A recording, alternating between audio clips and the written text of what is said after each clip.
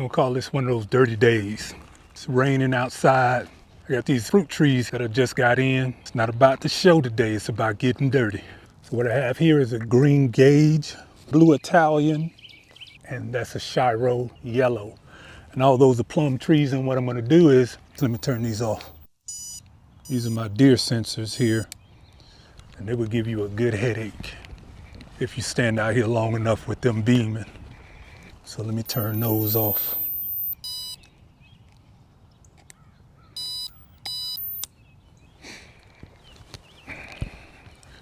But it's a rainy day here in Georgia. Yesterday we were 80 degrees, and now today we're back down to 60. We have my Methley plum tree behind me. And then we go over here and we have my Dwarf Santa Rosa. Now the 3 plums that I just showed you, those are dwarf plum trees as well. And I have all my plum trees set 25 feet from each other. And some people might say 25 feet between the plum trees is too much, but that always leaves you room to grow just in case you want to add something in between them, or those trees are a lot larger than you anticipated them being. So I'd rather be proactive. There's always something I'm going to say. I'd rather be proactive than reactive. I can always put things in that space, but once you plant these plants, it's going to be a job taking them up, and then you're going to be set all the way back. So give them the space that they need. Now what I'm going to be using is 1/3 of my native soil, 1/3 of the peat moss, and 1/3 of my compost. And we're going to start from, I think the other one is 25. I'm going to measure from the other side of my electric fence to the first tree, and I think that's going to be about 25. So let's go over here and get our measurements done. If you've been watching the channel long enough, you know I'm a little, I guess you might say even a little OCD-ish about having things laid out a certain way. I'm just trying to do the distance between the gate and my first tree, which is 15 feet from the gate.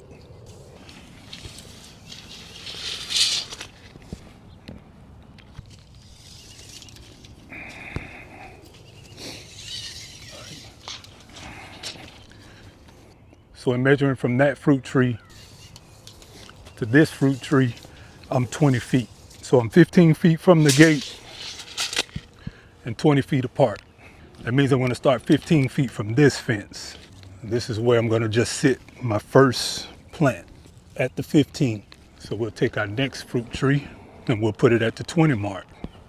So again, we're going to be using 33% of our native soil, 33% of our compost, and 33% of our sphagnum peat moss. If we can get that pH down between a 6 and a 6.5, that's going to be a happy medium where these plum trees are going to be. And that's what I did on both the Dwarf Santa Rosa and that Methley over there. And they pretty much taken off. I've had the deer destroy them for the past 2 years, so they've been thrown back a whole lot. But that's cool, because now we have our solar powered energized fence put up, so we don't have to worry about the deer right now. On top of having our solar energized fence put up, we also have our sonic sensors. They will give you a migraine headache if you leave those on while you're working out here in the garden. So we're expecting to get some rain back in before the day's out, so I'm gonna get this stuff all set up, and then we're gonna get these holes dug. And I may not be able to get it all prepped the way I want it to today, but I'm definitely gonna get these plum trees in the ground. And what I'm gonna do here is measure 7 feet from the fence, which is the distance that I know those other trees are. And I'm gonna put them directly on the center of the root ball. And that way, once they're standing up, I can just build my perimeter around them. So we'll go over and do the other one. We're gonna do the same thing over here. Basically gonna get our 7 feet from the fence line. This is where we wanna prop it up. We gotta build our perimeter around it.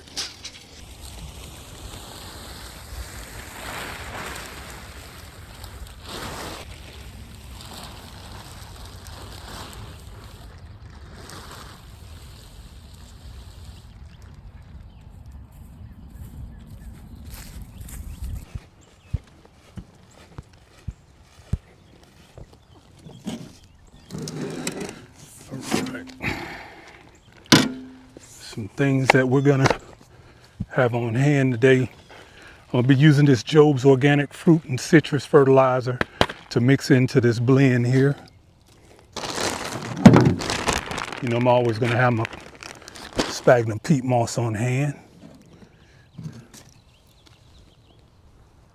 And of course my compost. What I want to do now is just basically, I'm going to spear our center. So we're going to do this old school. Tie you a little slip knot on there.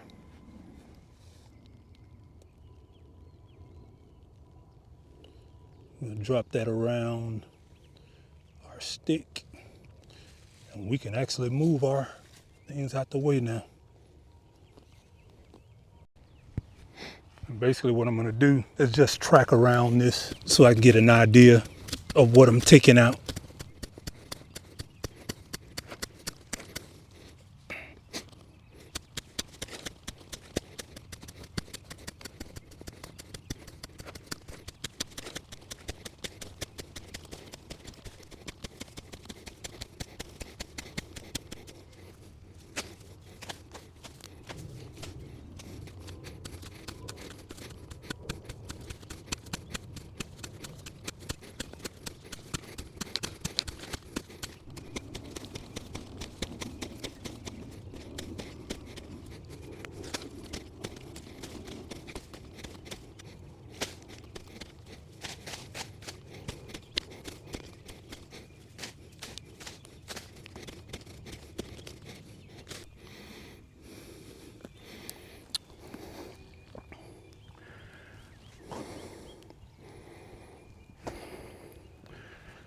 Now, who think I'm lying when I say I got worms 18 plus inches out here? Ooh, it's a little exercise. That's what we do out here. We're just gonna mix in some of our native soil with our compost.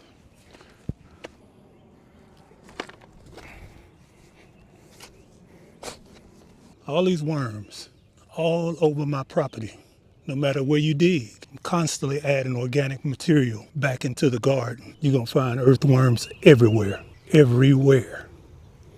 So for those of you who think it's a little overkill the way I do my plants, mixing the organic material back into the soil, that's the result.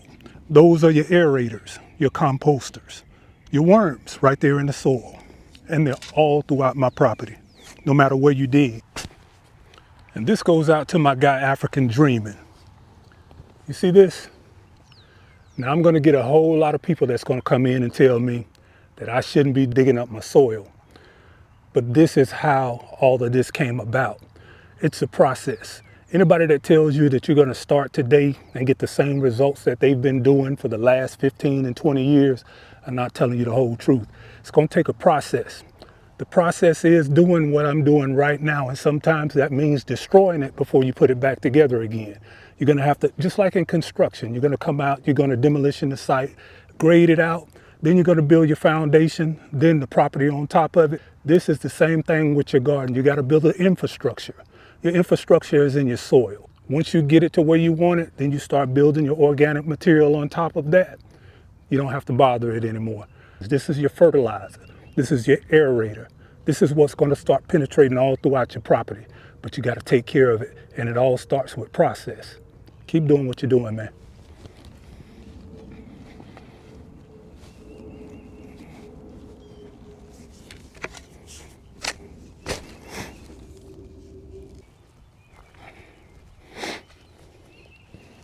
I can do this all day. Tell them to show you the receipts.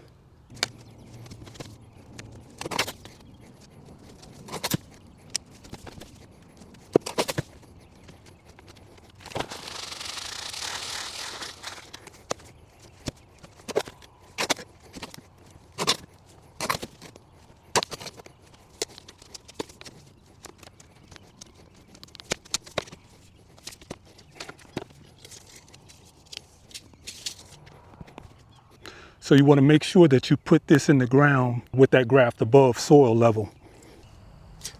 So I'm gonna measure 29 from the center and go all the way around So what I'm gonna do is just add me a slip knot.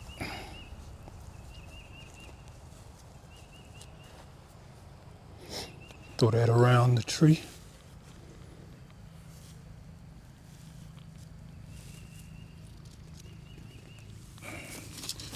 Measure out to my 29.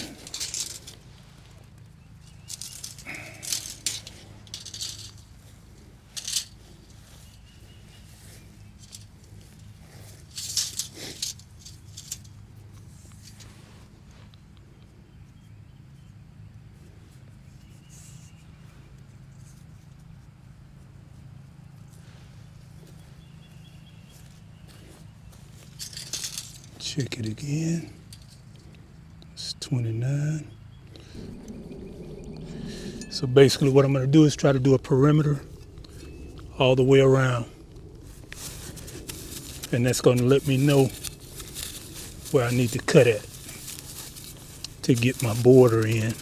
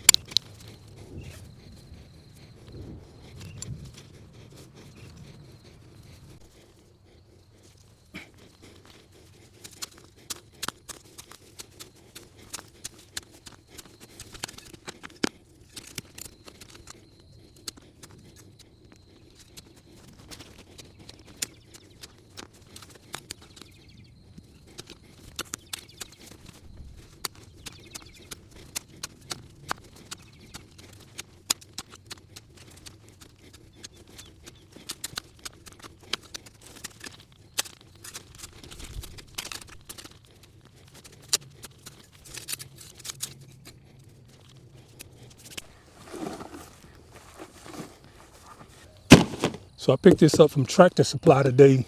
This is the Suncast 60 foot by 4 inch edging.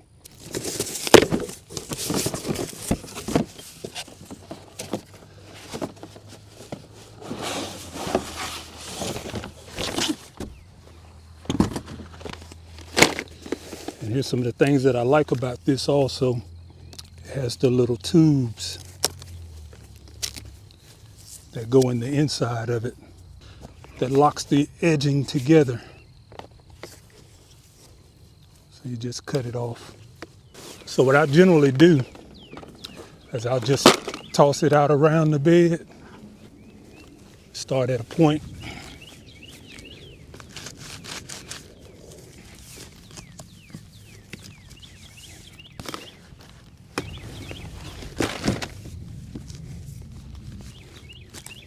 and that's gonna give me what I need right there. And you don't have to be exact, but then you come in and just take your blade or whatever and just go down.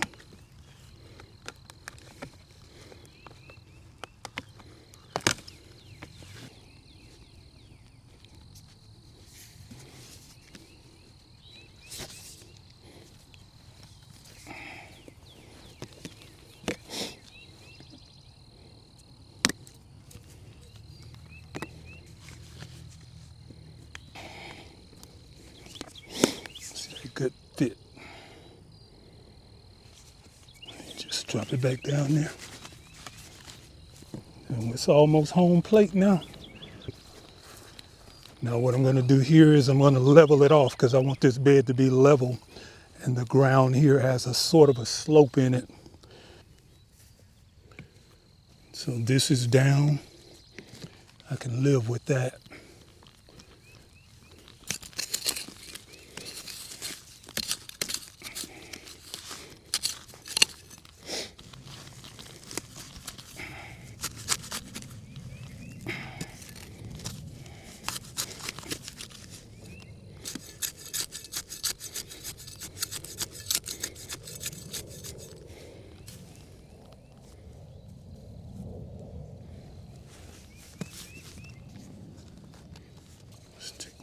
down some more.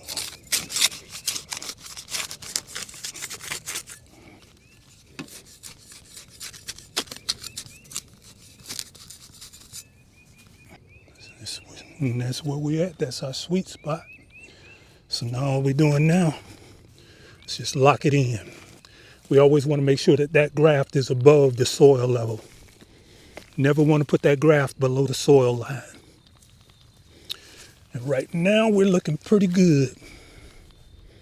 And we're not going to worry too much about the little grass that's left in there, because we're going to come back and we're going to mulch the rest of this bed, and we're going to fill it all the way up to the edge. And that's going to be all the weed suppression that we need. And that mulch is also going to add nutrients back into the soil as it starts to break down. And let me show you a little secret. That little grass that you took out from around it is how you put it back. That way you don't have to worry about everything looking shabby right now. Put it back and that grass will grow right back in. Just pack it right back around. That's how a lot of times you guys see me working and it doesn't look like it's a fresh bed, because I'm constantly amending everything back with the original grass that came out. And give that about 2 weeks. It'll be just as good like if it were just there for the last few months. So you just put it right back to the soil level. And all that does is helps fill in those gaps. Like I say, this is a dirty day, but know that this is what happens behind the scenes. So it just don't happen. And then basically all we're gonna do, clean up. We're just gonna rake as much of this into the grass as we can. And you take some of your soil that's left over and you fill in the gaps. And that grass is gonna grow right back through it. It's gonna look like it's never been removed. And that also helps it protect it from the sun while it's reestablishing itself by putting that soil over it. And then just pat it down some.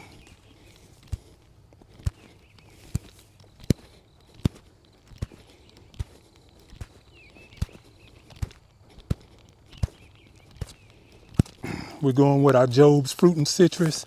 It does not have to be Job's. I don't care what you're using, but it's organic. Plums, grapes, apples, everything that you want to do. And I'm going to do 1 cup.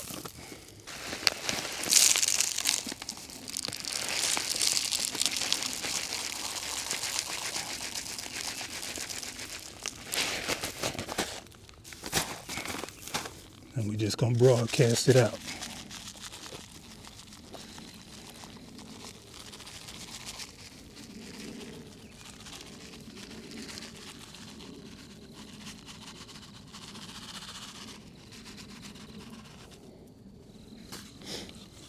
And then we're just gonna go down there, mix all that in.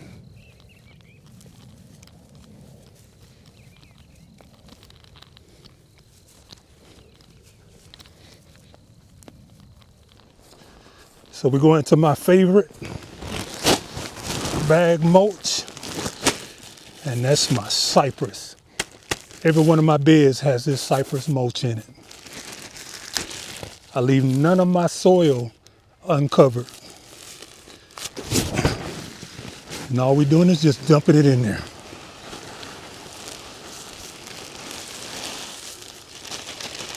I want at least 3 inches, and that's what's going to suppress those weeds. And I try to go all the way to the edge on that. You don't want that all up on your graft, so give your graft a little room to breathe in there. Just take it all the way to the edge, and we'll come back and fill that. So just take a little bit out of this one.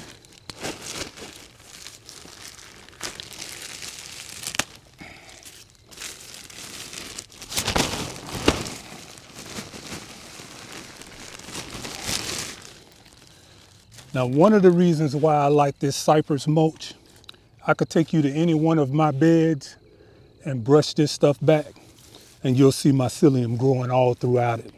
In those hot summer months, that's something that you're gonna need to make sure that these fruit trees are protected. We have our Methley on the end down there. We have our Dwarf Santa Rosa. And then right here, we have our blue Italian. Right there, we have our yellow Shyro. And over there on the other side, we have our green gauge. That's pretty much what we do on a dirty day, growing out the box.